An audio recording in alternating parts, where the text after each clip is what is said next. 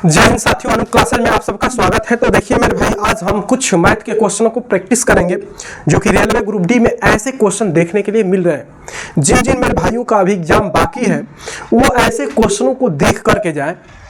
आप ज़्यादा से ज़्यादा इससे रिलेटेड क्वेश्चनों को प्रैक्टिस करके वहाँ पर जाइए। एकदम बिल्कुल ऐसे क्वेश्चन आपको देखने के लिए मिल रहा है, इसको समझिए। जैसे देखिए मेरे भाई, ये क्वेश्चन नंबर पहला कह रहा है, एक धनराशि को 3 वर्ष के लिए 8% वार्षिक दर से साधारण ब्याज पर निवेश किया गया। यदि ब्याज दर 8+2% अधिक होती, ठीक ना, होती तो उसे, यदि ब्याज दर 8+2% होती तो 84 रुपया अधिक मिलते। तो निवेश की गई धनराशि ज्ञात कीजिए। मेरे भाई देखिए, यही क्वेश्चन पूछा।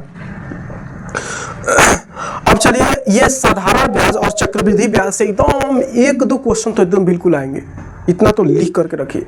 आप अगर आपका परीक्षा है तो आप इसको दोहरा लीजिएगा। चलिए अब देखिए, हल करना है इसको। कह रहा है, यदि ब्याज की दर 8+2% होती तो उसे 84 रुपया अधिक मिलते। निवेश की गई धनराशि ज्ञात कीजिए। या मेरे भाई मान लीजिए धनराशि ना P है, मान लीजिए कि P रुपये निवेश किया गया। तो चलिए अब ये कह रहा है कि P रुपया निवेश किया गया, मान लीजिए तो 3 वर्ष के लिए 8% की दर से साधारण ब्याज।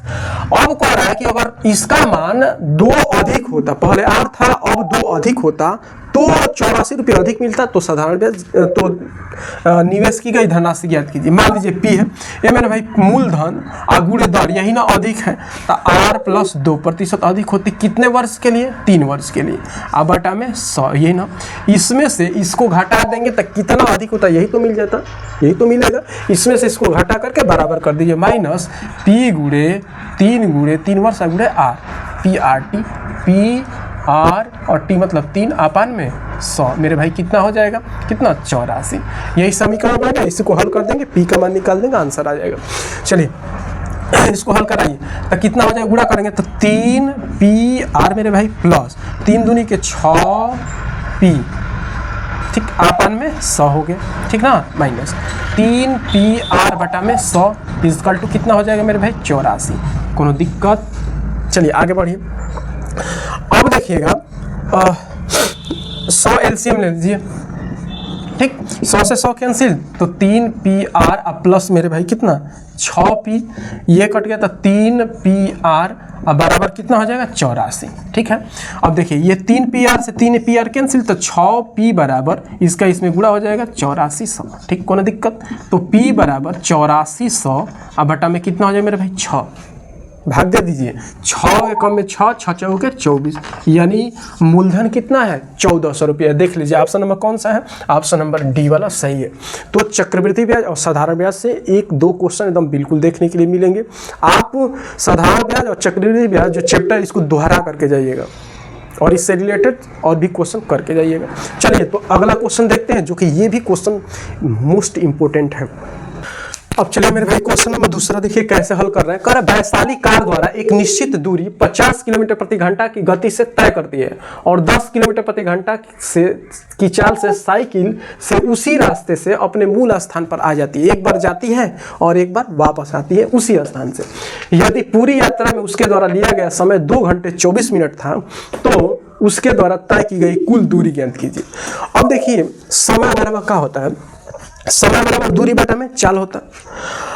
तो अब मान लीजिए ना कि माना कि एक निश्चित दूरी x, मान लीजिए x किलोमीटर, माना कि दूरी बराबर x किलोमीटर, ठीक, एक निश्चित दूरी मान लीजिए x किलोमीटर है। अब यहाँ से समय निकालेंगे तो समय बराबर दूरी बटा में चाल, कितना है? 50 किलोमीटर प्रति घंटा हो गया समय का पहला, प्लस एक बार गया था, एक बार आ रहा है, कितना? 10 किलोमीटर प्रति घंटा से, तो दूरी बटा में चाल कितना? 10। यह बराबर समय बराबर दूरी, समय बराबर दूरी बटा में चाल, दूरी बटा में चाल, दोनों का योग ना, एक बार गया है एक बार वापस आया है। कितना समय लग गया है? 2 घंटे 24 मिनट। तो 2 घंटा रहने दीजिए, 24 मिनट को आप घंटे में चेंज कर लीजिए 60 से भाग दे करके। चलिए 6 चौके 24, 14 में 4, 2 दूनी के 4, 2 5 10, 5 दूनी के 10, 2 12, 12 बटा में कितना हो जाएगा मेरे भाई? 5। एक और तरीका हम बताएंगे शॉर्टकट मेथड, पहले इसको समझ लीजिए। अब एलसीएम ले लीजिए 50, तो x प्लस 10 × 5 5x बराबर कितना हो जाएगा? 12 बटा में 5। ठीक है, चलिए आगे बढ़िए। 5 एक 6 x बटा में कितना होगा मेरे भाई 50 बराबर 12 बटा में 5। ठीक, देखिए 6 दूनी के 12 और 5 दहा में 50, तो x बराबर 10 दूनी के 20 किलोमीटर। x का मान कितना आ गया मेरे भाई 20 किलोमीटर। लेकिन 20 किलोमीटर आंसर नहीं होगा, क्योंकि पूछा है ना कि उसके द्वारा तय की गई कुल दूरी क्या है।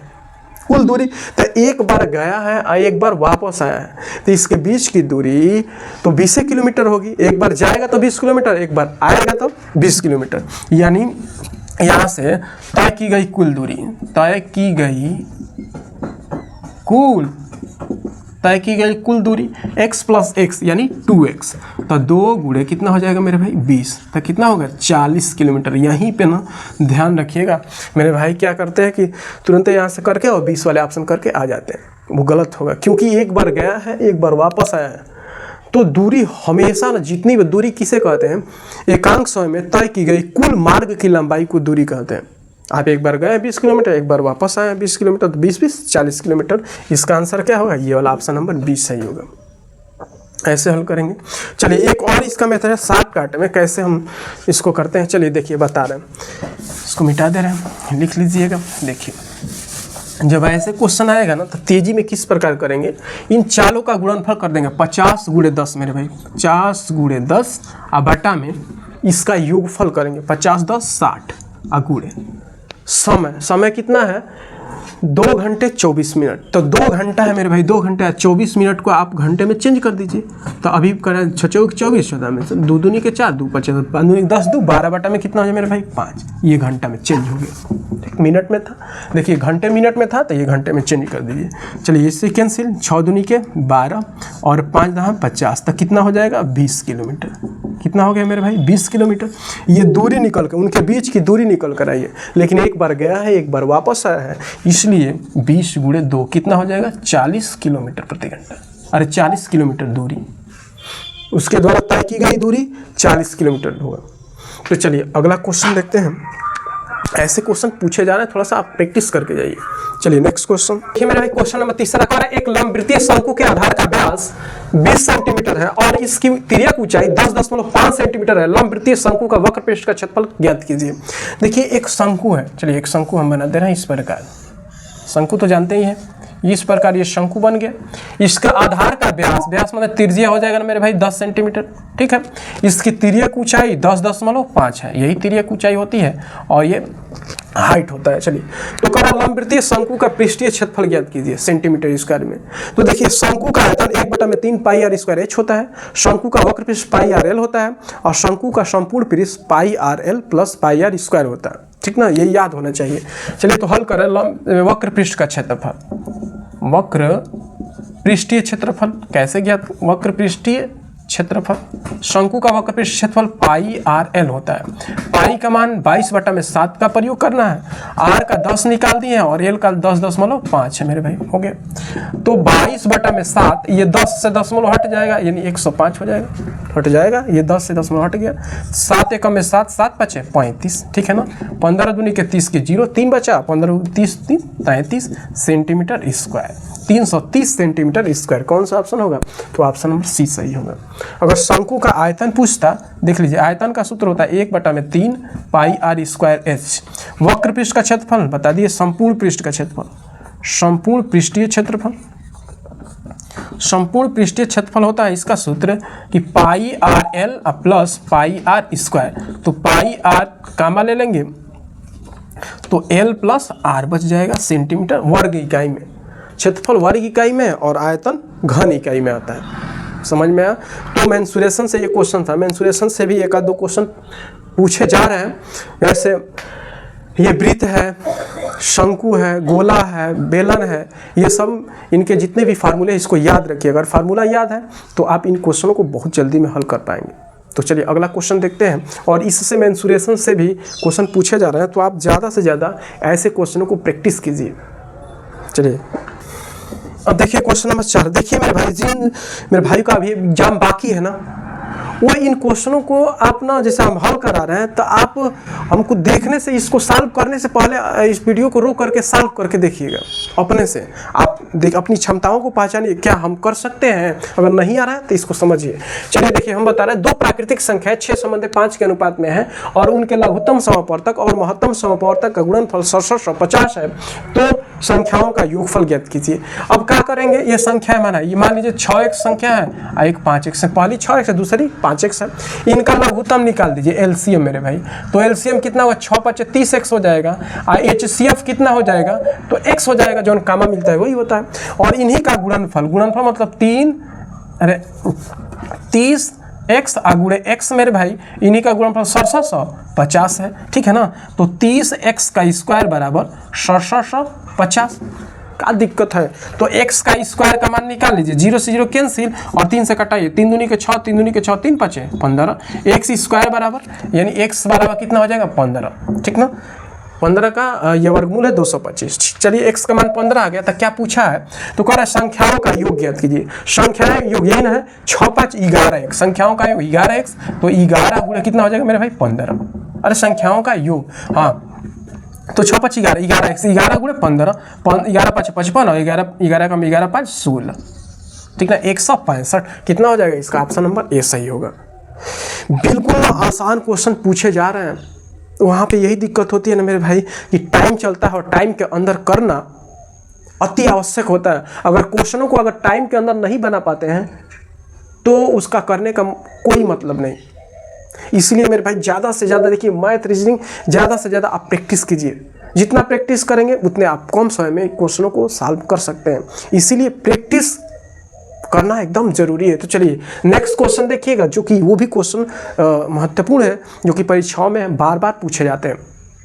देखिए मेरे भाई, ये क्वेश्चन चक्रवृद्धि ब्याज से है। ये क्वेश्चन ना सबसे महत्वपूर्ण क्वेश्चन है और चक्रवृद्धि ब्याज से क्वेश्चन पूछे जाते हैं, और इसमें ना हमारे भाई ना इसमें टाइम बहुत ज़्यादा लगा देते हैं। इसलिए कुछ ऐसी चीज़ें हैं ना जो आपको समझना पड़ेगा, और उसको समझ अगर लेते हैं तो ऐसे क्वेश्चनों को बहुत कम समय में हल करेंगे। तो देखिए, ये चक्रवृद्धि ब्याज पूछा है, कैसे इसको हल करते हैं हम, ऐसे क्वेश्चनों को हम बताते हैं कुछ एकदम अलग तरीके से एकदम।